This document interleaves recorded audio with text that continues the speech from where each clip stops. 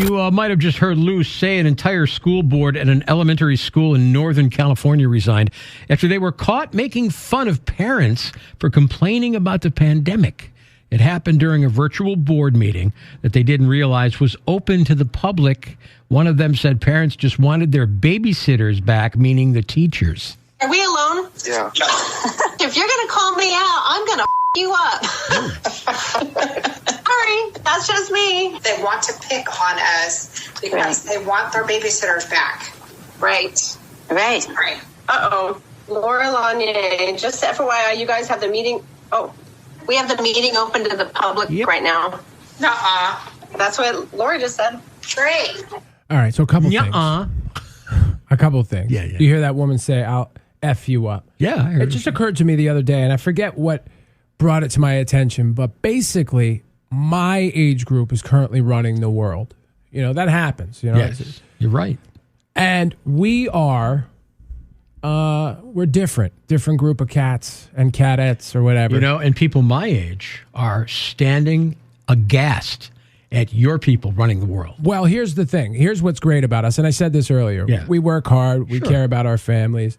But we're weird. We talk in an aggressive manner. We swear. We have a sick sense of humor. And that would all be fine. You know? If this woman could just say that, and then the holier than thou people wouldn't make it a big deal. Because this is not a big deal, and they should not have to resign. Can't say anything like that, man. You can say, yeah, you can. Because here's the deal. They are fed up with us as parents, the teachers meaning, right? Right. We're sick of them. I always have this feeling like they're trying to pawn our kids back off on us again. Like what this woman is saying is legit. Everyone is being inconvenienced right now, and we're all sick of each other. And no one can get on the same page. You got two sides to everything, and no one can meet down the middle to make anything happen. You tell me why this is a big deal. I don't think it's a big deal. You play devil's advocate all the time. Right. You tell me why someone thinks that these people should have to resign from their jobs for having a conversation that they thought was in private where they didn't even say anything. I can't tell you why, because I don't think it's right. It's ridiculous. When are we going to stop this cancel thing? When? Well, it's killing us. It's going to come to a point where we're going to look around and go, I don't know who's going to do this task because they were canceled. Right. You know, if Gary is in charge of all the banks in the world, right? Gary's in charge of all the banks. Right. Right? All of them. Okay. Just for argument's sake. Yeah. And Gary flatulates on camera. Oh, he's done. So Gary gets canceled. Right. So now who's going to take over? Right. And because they must get him. They have to get him with their pitchforks. So we cancel Gary. Now what? What do we do with the money? Now, this is an extreme example, but we are literally obliterating entire industries. There's nobody left in Hollywood. Who's going to make these movies? We're next. Mm-hmm. You know? I'm talking about you, buddy. What do you mean, me? Yeah, exactly. What? You didn't do anything yet, but you will by accident. Oh, sure. And they will cancel you. Like I just picked my nose with my thumb, see? Right. That's great. And I really enjoyed looking at that. It wasn't digging, you know? Yeah, but we're not going to let you go. Was just itching. Right. You're not going to get fired for it. So I thumbed that left nostril. Okay. Are you sure they're not going to cancel me over this? I don't know. We'll find out. I'm sure someone is outraged right now. Okay, here we go. Story 2. We got a man and woman in Florida. Florida, you say? They were caught trying to steal a bunch of meat and seafood after someone saw the guy shoving stuff down his pants. Pants? Reporter talked to the other customers outside. One lady suggested they should have put the food back after they were caught. That's a bad idea. Oh, very bad. They're inside paying for some groceries, but they had a bunch of stuff put inside of the lady's purse, like the crab legs and everything. What do you think you're doing? They must think that they're invisible. I don't know. Take whatever's out of your pants that doesn't belong to you and put it back. I agree. Or go pay for it. That is a flawed argument, lady. Yeah. I appreciate the enthusiasm. Do you want to eat seafood that's been down someone's pants? I don't want pants scallops at all, Ethan. Not even one bit. Stuffed clams. I love a good stuffed clam. Not anymore. As long as it hasn't been down, Reggie's pants. Right. No offense to Reggie. Yeah, where'd Reggie come from? Which Reggie am I talking about? I don't know. Am I talking about our Reggie? I think you're just making stuff up over there. Pants. This is always the move.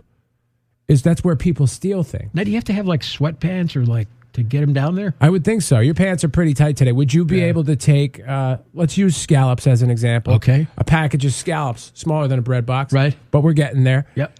Could you jam that in your pants? Sure.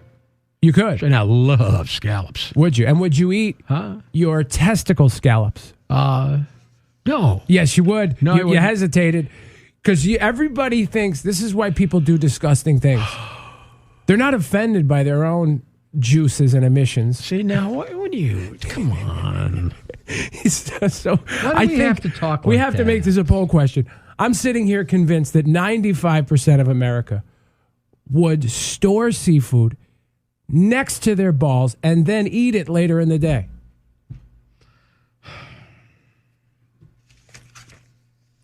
Right? Are you done over Just there? writing this down. Talking about balls and stuff? I'm done. Okay, cool.